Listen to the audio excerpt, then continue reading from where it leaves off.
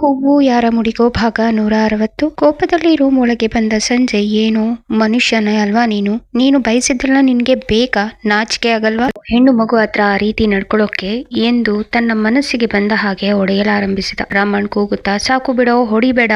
ಏನು ಮಗು ಅಂದ್ಯಾ ಅವಳನ್ನ? ನೋಡು, ಒಂದೇ ಏಟಿಗೆ ನನ್ನ ಮೂಗು ಹೊಡೆದು ಹೋಗಿ ರಕ್ತ ಬರ್ತಿದೆ.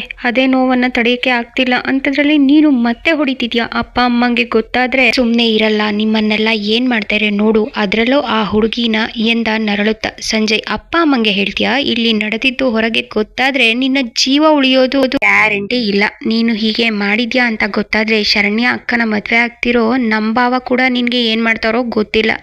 ಪಂಕಜಣ್ಣ ಅವನ ಫ್ರೆಂಡ್ಸ್, ಅದಲ್ಲದೆ ತುಂಬಾ ಇಂಪಾರ್ಟೆಂಟ್ ಆದವರು. ಸಾನ್ವಿ ಅತ್ತೆ ಮಗನಿಗೆ ಈ ವಿಷಯ ಗೊತ್ತಾದ್ರೆ ಅವರು ನಿನ್ನನ್ನು ತುಂಡು ತುಂಡಾಗಿ ಕತ್ತರಿಸಿ ಹಾಕ್ತಾರೆ. ಒಬ್ರಲ್ಲ, ನಿನ್ನ ಕೊಲ್ಲೋಕೆ ಮುಂದಾಗೋದು. ಇಲ್ಲಿ ನಡೆದದ್ದು ಹೊರಗೆ ಬಾಯ್ಬಿಟ್ರೆ ಹುಷಾರ್, ನಿನ್ನ ಪ್ರಾಣ ಉಳಿಯಲ್ಲ. ನಿನ್ಗೆ ಇನ್ನೂ ಒಂದು ವಿಷಯ ಗೊತ್ತಿಲ್ಲ. ನೀನು ಕೆಣಕಿದ್ದು ಹೆಣ್ಣನ್ನಲ್ಲ, ದುರ್ಗಿನ, ಭದ್ರಕಾಳಿನ. ಅವಳು ಇವತ್ತು ಯಾಕೆ ನಿನ್ನನ್ನ ಇಷ್ಟಕ್ಕೆ ಬಿಟ್ಲು ಅಂತ ಗೊತ್ತಿಲ್ಲ. ನಿನ್ನ ಪುಣ್ಯ ಚೆನ್ನಾಗಿತ್ತು ಅನ್ಸತ್ತೆ, ಅದಕ್ಕೆ ಅವಳ ಕೈಗೆ ಸಿಕ್ಕಿದ್ರು ಬದುಕಿದ್ಯಾ. ನಾನು ಯಾಕೆ ಈ ಮಾತು ಹೇಳ್ತಿದ್ದೀನಿ ಅಂತ ಅವಳತ್ರ ಒಂದೇ ಒಂದು ಒದೆ ತಿಂದಿರೋ ನಿನ್ಗೆ ಈಗಾಗ್ಲೇ ಅರ್ಥ ಆಗಿರ್ಬೇಕು. ನೋಡು, ಮಾತಾಡದೆ ಹೋಗಿ ನನ್ನ ರೂಮಲ್ಲಿ ಮಲ್ಕೋ. ಈ ಮುಖ ಹೊತ್ಕೊಂಡು ಯಾರ ಮುಂದೆನೂ ಹೋಗ್ಬೇಡ. ನಿಮ್ಮ ಅಪ್ಪ ಅಮ್ಮಂಗೂ ಸತ್ಯ ಹೇಳೋ ಹಾಗಿಲ್ಲ.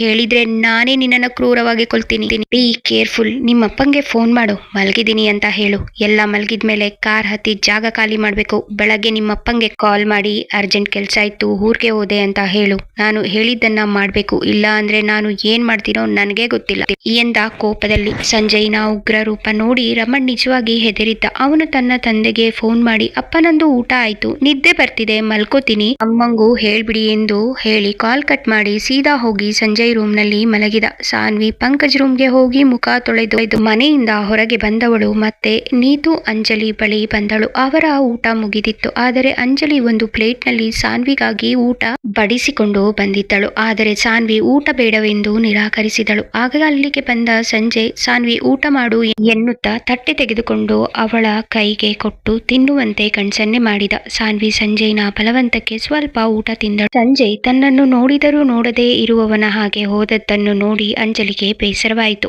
ಆದರೆ ಅವನು ಟೆನ್ಷನ್ ನಲ್ಲಿದ್ದಾನೆಂದು ಅರ್ಥ ಮಾಡಿಕೊಂಡಳು. ನಡೆದ ಘಟನೆಯಿಂದ ಸಂಜಯ್ ಮನಸ್ಸಿಗೆ ತುಂಬಾ ಬೇಸರವಾಗಿದ್ದರಿಂದ ಅವನು ಊಟ ಮಾಡದೆ ಎಲ್ಲೋ ಒಂದು ಮೂಲೆಯಲ್ಲಿ ಹೋಗಿ ಕುಳಿತ. ಸಂಜಯ್ ತುಂಬಾ ಬೇಸರದಿಂದ ಇದ್ದದ್ದನ್ನು ನೋಡಿ ಸಾನ್ವಿಗೆ ಸಂಕಟವಾಯಿತು. ಅವಳು ಪ್ಲೇಟ್ ನಲ್ಲಿ ಊಟ ಬಡಿಸಿಕೊಂಡು ಸಂಜಯ್ ಬಳಿ ಬಂದು, ಅಣ್ಣ, ನನ್ಗೆ ಊಟ ಮಾಡೋದಕ್ಕೆ ಹೇಳಿ ನೀವು ಉಪವಾಸ ಇರಬೇಕು ಅನ್ಕೊಂಡಿದ್ದೀರಾ? ಅದು ನನ್ನಿಂದ. ನಾನು ಊಟ ಮಾಡಿಲ್ಲ ಅಂತ ನಿಮ್ಗೆ ಬೇಸರ ಆದ್ರೆ ನನ್ನ ಅಣ್ಣ ಊಟ ಮಾಡಿಲ್ಲ ಅಂದ್ರೆ ಈ ತಂಗಿಗೆ ನೋವಾಗಲ್ವಾ ಎನ್ನುತ್ತಾ ತಾನೇ ಅವನಿಗೆ ಊಟ ಮಾಡಿಸಿದಳು. ಸಂಜಯ್ನ ಕಣ್ಣಿನಿಂದ ಧಾರಾಕಾರವಾಗಿ ನೀರು ಸುರಿಯುತ್ತಿತ್ತು. ಅವನು, ಸಾರಿ ಕಣೋ, ಇವತ್ತು ನೀನು ತುಂಬಾ ಕಷ್ಟದ ಪರಿಸ್ಥಿತಿಯಲ್ಲಿದ್ರು ನಿನ್ನನ್ನ ಕಾಪಾಡೋಕೆ ಆಗ್ಲಿಲ್ಲ. ನನ್ಗೆ ನನ್ ಮೇಲೆ ಕೋಪ ಬರ್ತಿದೆ. ನಿನ್ನ ಜಾಗದಲ್ಲಿ ಬೇರೆ ಯಾರಾದ್ರೂ ಇದ್ದಿದ್ರೆ ಆ ರಾಕ್ಷಸನ ಕೈಲಿ ಸಿಕ್ಕಿ ಏನಾಗ್ತಿದ್ರೋ ಏನು. ನಿನ್ಗೆ ಧೈರ್ಯ ಇದ್ದಿದ್ದಕ್ಕೆ ಪರವಾಗಿಲ್ಲ. ಅವನ ಜೊತೆ ಹೋರಾಡಿ ಆಗೋ ಅನಾಹುತದಿಂದ ತಪ್ಪಿಸ್ಕೊಂಡೆ. ಇಲ್ಲ ಅಂದಿದ್ರೆ ನಿಂಗೇನಾದ್ರೂ ಆಗ್ಬಾರ್ದು ಆಗಿದ್ರೆ ನಾನಂತೂ ಖಂಡಿತ ಬದುಕಿರ್ತಿರ್ಲಿಲ್ಲ ಎನ್ನುತ್ತಾ ಅಲ್ಲೇ ಇದ್ದ ಗೋಡೆಗೆ ತನ್ನ ತಲೆ ಚಚ್ಚಿಕೊಳ್ಳುತ್ತಿದ್ದವನನ್ನು ತನ್ನ ಕೈ ಅಡ್ಡ ಇಟ್ಟು ತಡೆದ ಸಾನ್ವಿ, ಪ್ಲೀಸ್ ಅಣ್ಣ, ನಿಮ್ಗೆ ನೀವೇ ನೋವು ಮಾಡ್ಕೋಬೇಡಿ. ಈಗ ನನ್ಗೇನು ತೊಂದರೆ ಆಗಿಲ್ಲ ಅಲ್ವಾ? ಹಾಗಿದ್ಮೇಲೆ ನಿಮ್ಮನ್ನ ನೀವು ಯಾಕೆ ಹರ್ಟ್ ಮಾಡ್ಕೋತೀರಾ ಎಂದು ಅವನನ್ನು ಸಮಾಧಾನ ಮಾಡುವ ಪ್ರಯತ್ನ ಮಾಡುತ್ತಿದ್ದಳು. ಆಗ ಅಲ್ಲಿಗೆ ಬಂದ ಪಂಕಜ್, ಸಂಜು ಏನಾಯ್ತು? ನೀನ್ ಯಾಕೆ ಹೀಗೆ ಆಡ್ತಿದ್ಯಾ? ಸಾನ್ವಿಗೆ ಏನ್ ತೊಂದರೆ ಆಯ್ತು ಹೇಳೋ. ಆಗ ಸಂಜಯ್ ಭಯದಿಂದ, ಏನೂ ಇಲ್ಲ ಅಣ್ಣ ಎನ್ನುತ್ತಾ ಸಾನ್ವಿಯ ಕೈ ಹಿಡಿದು ಅಲ್ಲಿಂದ ಕರೆದುಕೊಂಡು ಹೋಗುವ ಪ್ರಯತ್ನ ಮಾಡಿದ. ಪಂಕಜ್, ಸಂಜು ನಿಂತ್ಕೋ, ಇಲ್ಲ ಅಂದ್ರೆ ನಾನೇನ್ ಮಾಡ್ತೀನೋ ನನ್ಗೆ ಗೊತ್ತಿಲ್ಲ ಎಂದ ಕೋಪದಲ್ಲಿ. ಆಗ ಸಂಜಯ್ ಹೆದರುತ್ತಲೇ ನಡೆದದ್ದನ್ನು ಹೇಳಿದ. ಪಂಕಜ್ ಕೋಪದಲ್ಲಿ ಸಂಜಯ್ ಕೆನ್ನೆಗೆ ಹೊಡೆದು, ಹೇಳಿದ್ದೆ ಅಲ್ವಾ ಅವನ ಮೇಲೆ ಕಣ್ಣಿಡು ಅಂತ. ಸಾನ್ವಿ ಧೈರ್ಯ ಇರೋ ಹುಡುಗಿಯಾಗಿದ್ದಕ್ಕೆ ಆ ರಾಕ್ಷಸನಿಂದ ತಪ್ಪಿಸಿಕೊಂಡ್ಳು.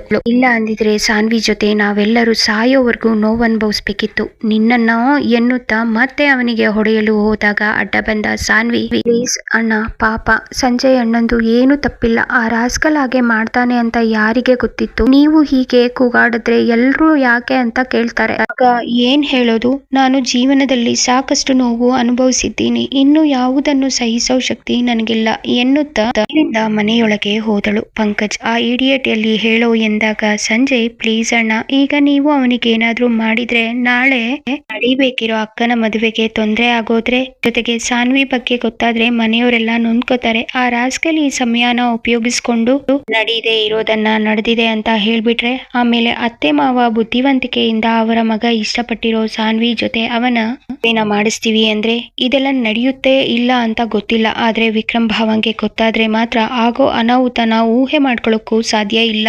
ನೀನು ಏನು ತಲೆ ಕೆಡಿಸ್ಕೋಬೇಡ, ಆ ರಮಣ್ಗೆ ತಕ್ಕ ಶಾಸ್ತಿ ಮಾಡಿದೀನಿ. ಎಲ್ಲರೂ ಮಲಗಿದ್ಮೇಲೆ ಅವನು ಇಲ್ಲಿಂದ ಹೊರಡ್ತಾನೆ ಎಂದು ಹೇಳಿ ಪಂಕಜನನ್ನು ಸಮಾಧಾನ ಮಾಡಿದ. ನಿತಿನ್ ಮತ್ತು ರಾಹುಲ್ ಮನೆಯವರೆಲ್ಲರೂ ತಮ್ಮ ತಮ್ಮ ಮನೆಗೆ ಹೊರಟರು. ರಾಮು, ಸ್ವರ್ಣ, ಪ್ರಕಾಶ್, ಶೀಲಾ, ನೀತು ತಾಯಿ ಸ್ವಲ್ಪ ಹೊತ್ತು ಮಾತನಾಡಿ ನಂತರ ಎಲ್ಲರೂ ಮಲಗಲು ಹೋದರು. ರಮಣ್ ತಂದೆ ತಾಯಿ ತಾವು ಬುಕ್ ಮಾಡಿದ್ದ ಹೋಟೆಲ್ಗೆ ಹೋದ ನಂತರ ರಮಣ್ ಯಾರಿಗೂ ಕಾಣದಂತೆ ತನ್ನ ಕಾರ್ ಹತ್ತಿ ಅವನ ಊರಿಗೆ ಹೊರಟ. ಇದನ್ನು ಗಮನಿಸಿದ ಸಂಜಯ್ ಮಧ್ಯ ನಿಟ್ಟುಸಿರು ಬಿಟ್ಟ. ಹಾಸ್ಪಿಟಲ್ನಲ್ಲಿ ಎಮರ್ಜೆನ್ಸಿ ಆಪರೇಷನ್ ಮುಗಿಸಿ ವಿಕ್ರಮ್ ಮನೆಗೆ ಬಂದಾಗ ರಾತ್ರಿ 12 ಗಂಟೆ. ಇವನಿಗಾಗಿ ಪಂಕಜ್ ಕಾದು ಕುಳಿತಿದ್ದ. ಮನೆಗೆ ಬಂದ ವಿಕ್ರಮ್, ಪಂಕಜ್ ಎಮರ್ಜೆನ್ಸಿ, ತಾಯಿ ಮಗು ಇಬ್ಬರು ಉಳಿಯೋ ಪರಿಸ್ಥಿತಿಯಲ್ಲಿ ಇರಲಿಲ್ಲ. ಸದ್ಯ ದೇವರ ದಯೆ ಇಬ್ಬರು ಪ್ರಾಣ ಉಳಿತು ಎಂದ ಸಂತೋಷದಲ್ಲಿ ಅವನನ್ನು ತಪ್ಪಿಕೊಂಡು ಪಂಕಜ್ ತುಂಬಾ ಭಾವುಕನಾಗಿ, ನೀನು ಮಾಡೋ ಒಳ್ಳೆ ಕೆಲಸಗಳು, ಅದರಿಂದ ಬಂದ ಪುಣ್ಯ ನಿನ್ನನ್ನು ನಿನ್ನ ಸುತ್ತಮುತ್ತ ಇರೋ ನಮ್ಮೆಲ್ಲರನ್ನ ಕಾಪಾಡುತ್ತೆ ಅಂತ ಅವನನ್ನು ತಬ್ಬಿಕೊಂಡ. ವಿಕ್ರಮ್ಗೆ ಏನೊಂದು ಅರ್ಥವಾಗದೆ, ಏನಾಯ್ತೋ, ಯಾಕೋ ಇಷ್ಟು ಎಮೋಷನಲ್ ಆಗಿದ್ಯಾ ಎಂದಾಗ ಪಂಕಜ್, ಏನಿಲ್ಲ ಕಣೋ,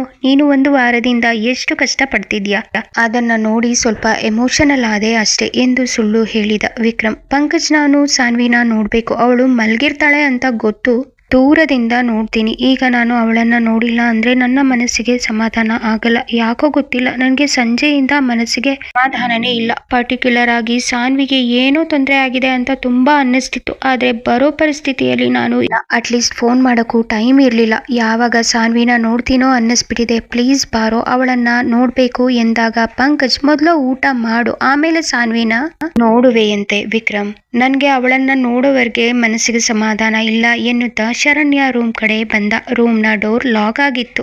ಎಲ್ಲರೂ ಬೆಳಗ್ಗೆಯಿಂದ ಓಡಾಡಿ ಸುಸ್ತಾಗಿ ಮಲಗಿದ್ದರೆ ಬಾಗಿಲು ಬಡಿದು ತೊಂದರೆ ಕೊಡೋದು ಬೇಡವೆನಿಸಿ ವಿಕ್ರಮ್ ವಾಪಸ್ ಹಾಲ್ಗೆ ಬಂದ. ಮನೆ ಹಿಂದೆ ಬಂದಿದ್ದ ಪಂಕಜ್, ನೋಡು, ಟೆನ್ಷನ್ ಮಾಡ್ಕೋಬೇಡ, ಸಾನ್ವಿ ಆರಾಮಾಗೇ ಇದ್ದಾಳೆ, ಪ್ಲೀಸ್ ಬಾರೋ, ಸುಸ್ತಾಗಿದ್ಯಾ, ಊಟ ಮಾಡಿ ರೆಸ್ಟ್ ಮಾಡು, ಬೆಳಗ್ಗೆ ಸಾನ್ವಿ ನೋಡುವೆಯಂತೆ ಎನ್ನುತ್ತಾ ಅವನಿಗೆ ಒಂದು ಪ್ಲೇಟ್ನಲ್ಲಿ ಸ್ವಲ್ಪ ಊಟ ಹಾಕಿ ಕೊಟ್ಟ. ಊಟ ಮಾಡುವ ಮನಸ್ಸಿಲ್ಲದಿದ್ದರೂ ವಿಕ್ರಮ್ ಊಟ ಮಾಡುವ ಶಾಸ್ತ್ರ ಮುಗಿಸಿ ಮಲಗಲು ಹೋದ. ಪಂಕಜ್ ರೂಮ್ಗೆ ಬಂದವನು ಮನಸ್ಸಲ್ಲಿ, ವಿಕ್ರಮ್, ನಿಂಗೆ ಗೊತ್ತಿಲ್ಲದೆ ಸಾನ್ವಿನ ಪ್ರೀತಿ ಮಾಡ್ತಿದ್ಯಾ ಕಣೋ, ನಿನ್ಗೆ ನೋವಾದ್ರೆ ಅವಳಿಗೆ ಗೊತ್ತಾಗತ್ತೆ, ಅವಳಿಗೆ ತೊಂದರೆ ಆದ್ರೆ ನಿನ್ನ ಮನಸ್ಸು ಚಡಪಡಿಸುತ್ತೆ, ಆದ್ರೆ ನಿನ್ಗೆ ನಿನ್ನ ಮನಸ್ಸಲ್ಲಿ ಸಾನ್ವಿ ಬಗ್ಗೆ ಇರೋ ಪ್ರೀತಿಯ ಅರ್ಥ ಆಗ್ತಿಲ್ಲ ಎಂದು ಕಂಡವನಿಗೆ ಈ ದಿನ ಸಾನ್ವಿಗೆ ಆಗಬೇಕಿದ್ದ ಅಪಾಯವನ್ನು ನೆನೆದು ಅವನ ಮೈ ನಡುಗಿತು. ಅವನು ದುಃಖ ತಡೆಯಲಾರದೆ ಅಳುತ್ತಿದ್ದ. ತನ್ನ ಅಳು ಪಲ್ಲವಿಗೆ ಕೇಳಬಾರದೆಂದು ವಾಶ್ರೂಮ್ಗೆ ಹೋಗಿ ಸಮಾಧಾನವಾಗುವವರೆಗೆ ಅತ್ತ.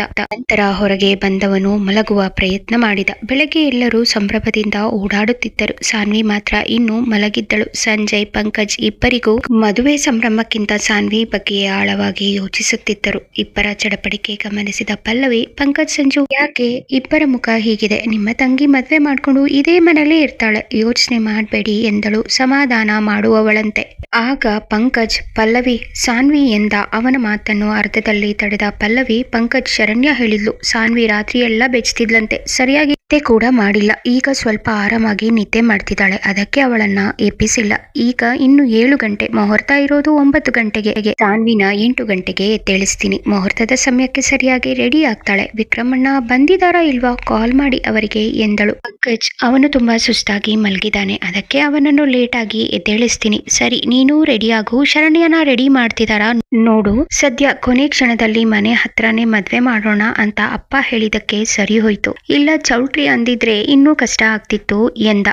ಮಾತು ಮುಗಿದ ನಂತರ ಪಲ್ಲವಿ ಶರಣ್ಯ ರೂಮ್ ಕಡೆ ಹೋದಳು. ಬೇಸರದಲ್ಲಿ ನಿಂತಿದ್ದ ಸಂಜಯ್ನನ್ನು ಪಂಕಜ್, ಸಾರಿ ಸಂಜು, ಮಂಜು, ನಿನ್ನೆ ನಿನ್ನ ಹತ್ರ ನಾನು ಹಾಗೆ ನಡ್ಕೊಂಡಿದ್ದಕ್ಕೆ ಎಂದಾಗ ಸಂಜಯ್, ಇಲ್ಲ ಅಣ್ಣ, ನಂದು ತಪ್ಪಿದೆ, ನೀನು ನಡ್ಕೊಂಡಿದ್ರಲ್ಲಿ ತಪ್ಪಿಲ್ಲ. ನನ್ನ ಬೇಜವಾಬ್ದಾರಿತನದಿಂದ ಎಂತ ಅನಾಹುತ ಆಗ್ತಿತ್ತು, ಈಗ ನೆನ್ಸ್ಕೊಂಡ್ರು ಪ್ರಾಣ ಹೋದಾಗೆ ಆಗುತ್ತೆ. ಏನಾದ್ರೂ ನಡಿಬಾರ್ದು ನಡೆದಿದ್ರೆ ನಾನಂತೂ ಜೀವ ಸಹಿತ ಇರ್ತಿರ್ಲಿಲ್ಲ. ನಾನು ಪೊಲೀಸ್ ಆಫೀಸರ್ ಇರಬಹುದು, ಆದ್ರೆ ನಾನು ಒಂದು ಹೆಣ್ಣನ್ನ ಕಾಪಾಡೋದ್ರಲ್ಲಿ ಓದ್ತಿದ್ದೀನಿ. ಸಾನ್ವಿಗೆ ಧೈರ್ಯ ಇದ್ದಿದ್ದಕ್ಕೆ ತನ್ನನ್ನ ತಾನು ರಕ್ಷಣೆ ಮಾಡ್ಕೊಂಡ್ಳು. ಇಲ್ಲ ಅಂದಿದ್ರೆ ಆಗ್ತಿದ್ದ ಅನಾಹುತ ತಪ್ಸೋಕೆ ನನ್ನ ಕೈಲಿ ಆಗಿಲ್ಲ. ಅಂದಿದ್ರೆ ನಾನು ಬದುಕಿದ್ದು ಏನು ಪ್ರಯೋಜನ ಎಂದಾಗ ಪಂಕಜ್, ನೊಂದ್ಕೋಬೇಡ, ನಿನ್ನೆ ನಡೆದಿದ್ರಲ್ಲಿ ನಿನ್ನ ತಪ್ಪು ಇಲ್ಲ, ನಾನೇ ಯೋಚನೆ ಮಾಡದೆ ದುಡುಕ್ತೆ. ಆ ದೇವ್ರು ದೊಡ್ಡವನು. ಅಂತ ರಾಕ್ಷಸನಿಂದ ಸಾನ್ವಿ ತಪ್ಪಿಸ್ಕೊಳ್ಳೋಕೆ ಶಕ್ತಿ ಕೊಟ್ಟ. ಅವಳ ರಕ್ಷಣೆ ಅವಳೇ ಮಾಡ್ಕೊಳ್ಳೋವಷ್ಟು ಶಕ್ತಿ ಸಾನ್ವಿಗಿದೆ.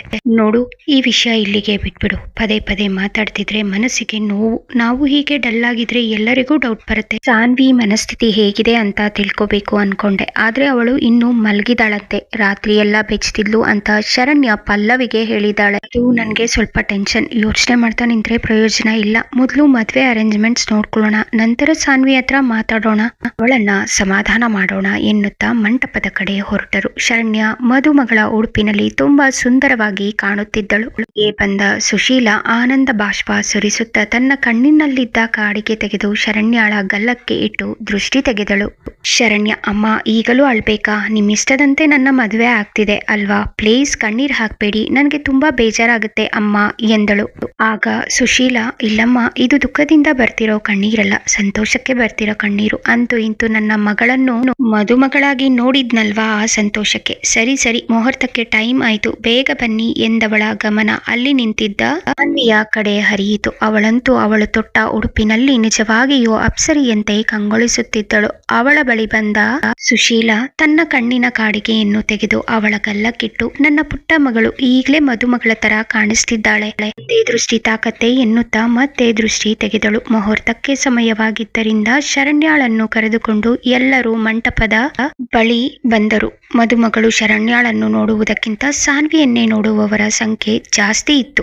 ಕೆಲವು ಹೆಣ್ಣು ಮಕ್ಕಳು ಅವಳನ್ನು ನೋಡಿ ಹೊಟ್ಟೆ ಕಿಚ್ಚು ಪಟ್ಟರೆ, ಕೆಲವು ಗಂಡು ಮಕ್ಕಳು ಅವಳನ್ನು ಮದುವೆಯಾಗುವ ಭಾಗ್ಯ ನಮಗೆ ಸಿಗಬಾರ್ದ ಅಂತ ದೇವರಲ್ಲಿ ಪ್ರಾರ್ಥನೆ ಮಾಡ್ಕೊಳ್ತಿದ್ರು. ರಮಣ್ ತಂದೆ ತಾಯಿ ಕೂಡ ತಮ್ಮ ಮಗನಿಗೆ ಇವಳನ್ನು ಮದುವೆ ಆಗುವ ಭಾಗ್ಯ ತಪ್ಪಿ ಹೋಯ್ತಲ್ಲ ಅಂತ ಹೊಟ್ಟೆ ಕಿಚ್ಚಿನಿಂದ ಅವಳನ್ನೇ ನೋಡುತ್ತಿದ್ದರು. ಪಂಕಜ್ ಸಂಜಯ್ ಸಾನ್ವಿಯನ್ನು ನೋಡಿ, ಸದ್ಯ ಈ ದೇವತೆ ಅಂತ ನಮ್ಮ ತಂಗಿಗೆ ಏನು ತೊಂದರೆ ಆಗಿಲ್ವಲ್ಲ ಅಂತ ಮನಸ್ಸಿಗೆ ಸಮಾಧಾನ ಮಾಡಿಕೊಂಡ್ರು. ವಿಕ್ರಮ್ ದಣಿದು ಮಲಗಿದ್ದರಿಂದ ಅವನನ್ನು ಎಬ್ಬಿಸುವ ಮನಸ್ಸು ಯಾರಿಗೂ ಬರಲಿಲ್ಲ. ಮುಹೂರ್ತದ ಸಮಯದಲ್ಲಿ ಎಬ್ಬಿಸೋಣ ಎಂದುಕೊಂಡ ಪಂಕಜ್ ಕೆಲಸದ ಕಡಿಪಿಡಿಯಲ್ಲಿ ಮರೆತಿದ್ದ.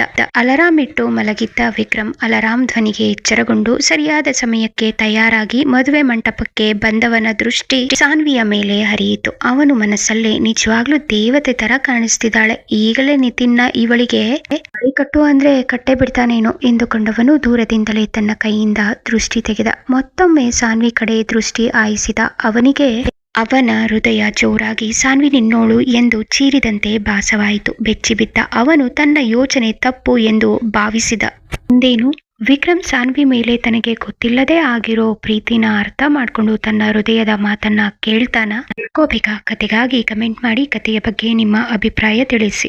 ನಿಮಗೆ ಈ ಕತೆ ಇಷ್ಟವಾದಲ್ಲಿ ದಯವಿಟ್ಟು ಸಬ್ಸ್ಕ್ರೈಬ್ ಮಾಡ್ಕೊಳ್ಳಿ, ಲೈಕ್, ಶೇರ್ ಮತ್ತು ಕಮೆಂಟ್ ಮಾಡಿ. ಧನ್ಯವಾದಗಳು.